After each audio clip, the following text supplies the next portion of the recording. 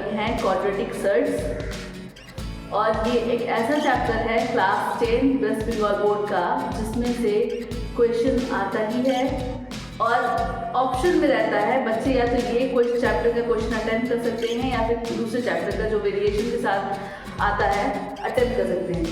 लेकिन इस चैप्टर की खासियत ये है कि ये चैप्टर नहायत ही ईजी है, बहुत ही ईजी है और हम उसको और भी ज़्यादा ईजी तरीके से आपको समझाएंगे आज, ताकि जो बच्चे मैथ्स में वीक हैं वो इजीली इस चैप्टर को समझ सके और कंपलसरी क्वेश्चन या ये सब्जेक्टिव क्वेश्चंस को आराम से अटेम्प्ट करने की पूरी कोशिश कर सके, बना सके confidently. So let's start the introduction of quadratic surds. याद है क्लास 10 आप लोगों ने एक चैप्टर किया था लॉ ऑफ इंडिसेस क्लास 9 में। उसमें आपने क्या सीखा था कि एक नंबर होता है, कोई भी नंबर होता है, मान लीजिए उसके ऊपर कोई भी पावर होता है। ये चैप्टर भी कुछ उसी तरह का चैप्टर है, लेकिन इसमें खासियत क्या है कि इसमें हम लोग सिर्फ एक ही पावर से डील करेंगे और वो पावर है 1/2। इसको हम लोग स्क्वायर रूट भी बोलते हैं, स्क्वायर रूट। और इसका सिंबल है ये, इस तरह का सिंबल है इसका। कोई भी नंबर जो है स्क्वायर रूट, किसी भी नंबर पे अगर कोई पावर हाफ होता है तो उसका मतलब होता है कि वो स्क्वायर रूट में है। उसको हम लोग इस तरह से लिख सकते हैं।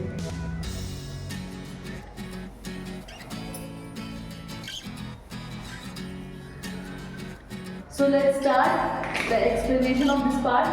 First of all, आप मान लीजिए कि एक बेस है जिसको हम लोग मानना है a और उसके ऊपर पावर है हाफ। तो इसको हम लोग पहले तो सिंबलाइज करेंगे ऐसे √a। आपको मैं आज वो जनरल फॉर्मूला सिखाऊंगी जो आपको बुक में नहीं दिया है, ठीक है, ताकि आप जो है इजीली इस चैप्टर को समझ सकें। तो इसका ABC जानना बहुत ज़रूरी है। जब आप ABC किसी चीज़ का जान जाएंगे तो आप इजीली उस चीज़ को आराम से फिर कॉम्प्रिहेंड कर पाएंगे, पढ़ पाएंगे। इंग्लिश में या फिर उर्दू में या हिंदी में हम लोग यही करते हैं ना, पहले अल्फाबेट सीखते हैं तो हमारी बेसिक सीखेंगे।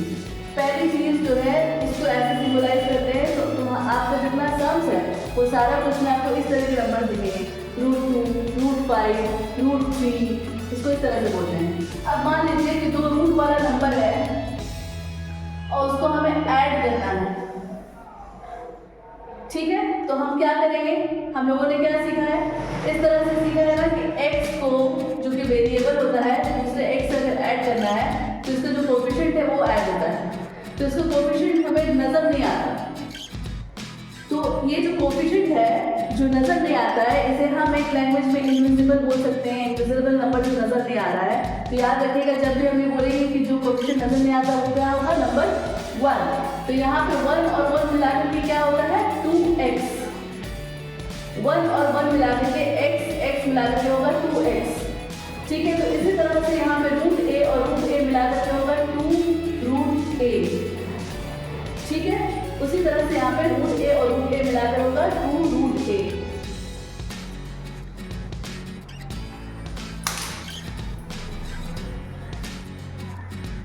अब मान लीजिए कि कोई नंबर है, एग्जाम्पल ले लेते हैं हम, √2 है और उसको √2 से ऐड कर रहे हैं, ये सेम हुआ।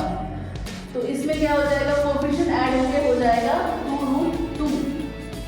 लेकिन अगर √2 को किसी और नंबर से हम ऐड कर रहे हैं तो इस केस में क्या होगा, इस केस में ये नंबर से एक दूसरे से ऐड करके आप √5 नहीं लिख सकते हैं। याद रखिएगा √5 नहीं लिख सकते, ये ऐसे ही रहेगा, ये ऐसे ही रहेगा।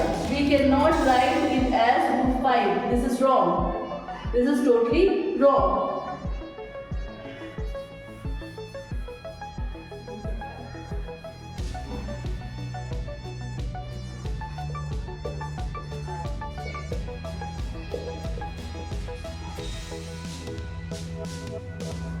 तो दूसरा हमारा एक्सप्लेनेशन ये हो जाएगा कि अगर रूट में नंबर डिफरेंट है तो बिल्कुल एज इट इज हमें उतारना पड़ेगा, उसमें हम कुछ नहीं कर सकते हैं, ये एज इट इज हमें लिखना पड़ेगा।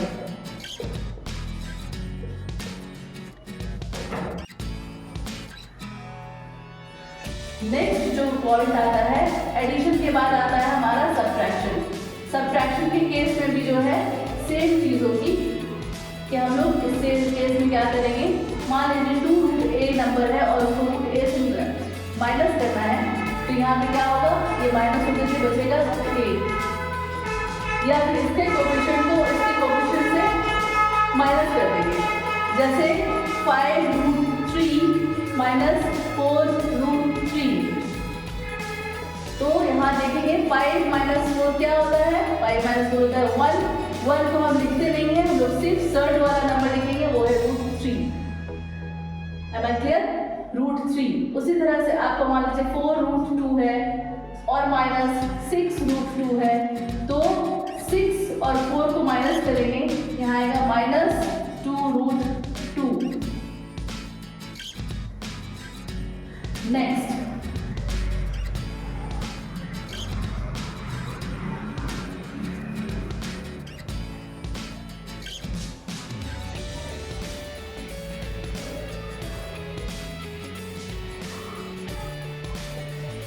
थर्ड पॉइंट हमारा है मल्टीप्लिकेशन ऑफ सर्ड्स नंबर। दो सर्ड्स नंबर को हम मल्टीप्लाई करेंगे। अगर सेम सर्ड्स नंबर हुआ तो उस केस में क्या होगा, देखिए रूट के मतलब क्या होता है, किसी भी चीज के ऊपर पावर, स्क्वायर के मतलब होता है हाफ, है ना, a के ऊपर पावर हाफ। तो आपको पता है हाफ और हाफ, आधे और आधे को मिला के क्या होता है, एलसीएम लेंगे हमें मिलेगा 1। ठीक है, तो इसी तरह से इसके ऊपर √a और √a का मतलब हो जाएगा, मल्टीप्लाई करने पे हमें मिलेगा a। इसे याद रखिएगा, ये नया टेबल है, सर्च का टेबल है, इसे √2 इंटू √2। बच्चे बहुत मिस्टेक करते हैं शुरू में, √2 इंटू √2 4 बोल देते हैं, नहीं, √2 इंटू √2 होगा 2, √3 इंटू √3 होगा 3। Am I clear? Number 4 case ये है कि अगर डिफरेंट रूट वाले नंबर्स को अगर हम मल्टीप्लाई कर रहे हैं, तो आपने क्लास 9 में इंडिसेस में सीखा था कि अगर किसी नंबर पे सेम पावर रहा तो वो नंबर एक दूसरे से मल्टीप्लाई होगा और उसमें पावर एज अ होल इस्तेमाल होगा। तो यहाँ भी वैसे होगा, रूट जो है a और b मल्टीप्लाई होकर रूट के अंदर आ जाएगा।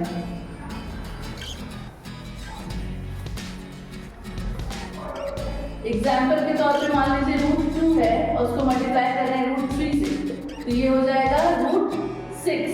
2 इंटू 3 इज इक्वल टू √6। उसी तरह से नेक्स्ट आपका कोई भी ऐसा नंबर जो नॉर्मल नंबर है, जो रूट के अंदर नहीं है, उसको अगर हम रूट वाले नंबर से मल्टीप्लाई कर रहे हैं तो हम सिंपली इसको ऐसे लिख देंगे। अब वो नंबर सेम भी हो सकता है और डिफरेंट भी हो सकता है, जैसे 2 इंटू √2 तो ये हो जाएगा 2√3, 2 इंटू √3 तो ये हो जाएगा 2√2 और यहाँ जाएगा 2√3। नेक्स्ट हमारा जो टॉपिक है वो है मल्टीप्लिकेशन के बाद डिवीजन। दो रूट वाले नंबर को अगर हम डिवाइड करेंगे तो हम कैसे लिखेंगे, ऑब्वियसली पूरा रूट देना होगा और आपको वो नंबर पूरा के पूरा साथ में आप रूट में लिख सकते हैं। लेकिन यहाँ पे आपको नई चीज़ सीखनी है इस पॉइंट पे, और वो इस पॉइंट पे हम क्या सीखेंगे, एक नया टॉपिक जो हम सीखेंगे वो है रैशनलाइजेशन।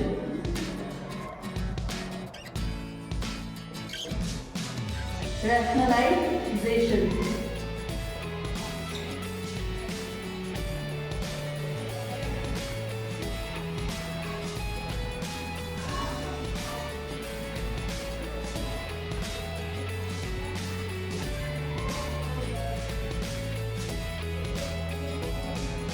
मान लीजिए कि कोई नंबर है जो दूसरे नंबर से डिवाइड हो रहा है और इसको मुझे as a whole number answer लिखना है, या फिर मुझे नीचे से रूट हटाना है, तो हम इसको कैसे करेंगे। ये नंबर तो बिल्कुल ऐसे ही दिखाएगा, कोई चेंज नहीं होगा, you can write answer over there like this. लेकिन अगर मुझे इस तरह का कोई नंबर मिल गया, इस तरह का जो नंबर होता है जिसमें एक रूट वाला नंबर होता है, दूसरा नॉर्मल नंबर एडिशन होता है, इसको बोलते हैं मिक्स्ड सर्ड्स।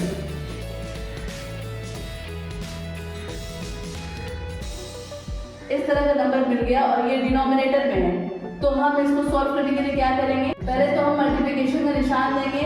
दूसरी बात आपको याद रखना है कि डिनोमिनेटर में जो नंबर है उसी को यहाँ पर ऊपर और नीचे लिखना है, लेकिन एक शर्त के साथ कि इसमें जो निशान है सिंबल है वो उल्टा करके लिखिए, वो उल्टा करके लिखिए। तो इस मेथड को हम लोग बोलते हैं रैशनलाइजेशन। ठीक है, तो इस केस में क्या होगा कि न्यूमरेटर से मल्टीप्लाई होगा और डिनोमिनेटर से मल्टीप्लाई हो जाएगा। तो यहाँ आप देख सकते हैं कि प्लस में है और एक माइनस में है। यहाँ हम एक फॉर्मूला अप्लाई करेंगे, जो फॉर्मूला ये वाला होता है, बहुत इजी फॉर्मूला है अलजेब्रा का, बेशतर जगहों में इस्तेमाल होता है, a² - b² का। तो इस केस में आप इस तरह से इसको लिख देंगे और इसको स्क्वायर में लिखेंगे, दूसरे नंबर को भी स्क्वायर में लिखेंगे। आप देखिए कैसे इजीली ये आंसर आपको फोल्डर में मिल जाएगा। √3 के स्क्वायर मतलब √3 × √3, जो मैं पहले भी बता चुकी हूँ कि रूट के नंबर जब एक दूसरे से मल्टीप्लाई होते हैं, खुद से मल्टीप्लाई होते हैं, तो वो नंबर बन जाता है -1। तो यहाँ पे देखिए आपको नीचे डिनोमिनेटर में 2 मिल गया, आपने 2 को ऊपर वाले 2 से कैंसिल कर दिया और आपका ये आंसर आएगा √3 - 1। तो रैशनलाइजेशन वाले नंबर के लिए जनरल फॉर्मूला हम लोग ऐसे लिख सकते हैं कि कोई भी नंबर अगर नीचे में इस तरह से हो तो उसको हम रैशनलाइज करेंगे, यूं करेंगे कि वो नंबर दोबारा से लिख करके मल्टीप्लिकेशन का निशान देंगे और नंबर के ऊपर में निशान को चेंज करके लिखेंगे और नीचे भी निशान को चेंज करके लिखेंगे। उसके बाद आगे का प्रोसेस क्रॉस मल्टीप्लिकेशन जो भी है उसको हम आसानी कर सकते हैं। ठीक है, सेम केस जो है ऐसे नंबर के साथ भी होगा जिसमें रूट वाला नंबर बिल्कुल सेम नहीं है, या फिर रूट वाले नंबर जो है एक रूट में है और दूसरा बगैर रूट के है। तो यहाँ भी इसी तरह से हो जाएगा, √a - b इसकी जगह लिखेंगे, मल्टीप्लिकेशन देंगे, ऊपर लिखेंगे √a + b, नीचे लिखेंगे √a + b। याद रखिएगा डिनोमिनेटर में जो एक्सप्रेशन है उसको ऊपर और नीचे लिखना है, लेकिन निशान को बदल के लिखना है। मुझे उम्मीद है कि आप लोगों को समझ में आ गया होगा।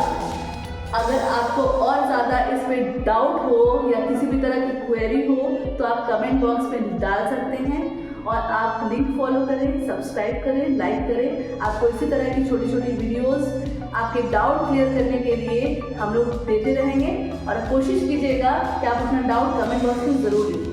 Thank you so much. जज़ाकल्लाह खैर। अस्सलाम वालेकुम।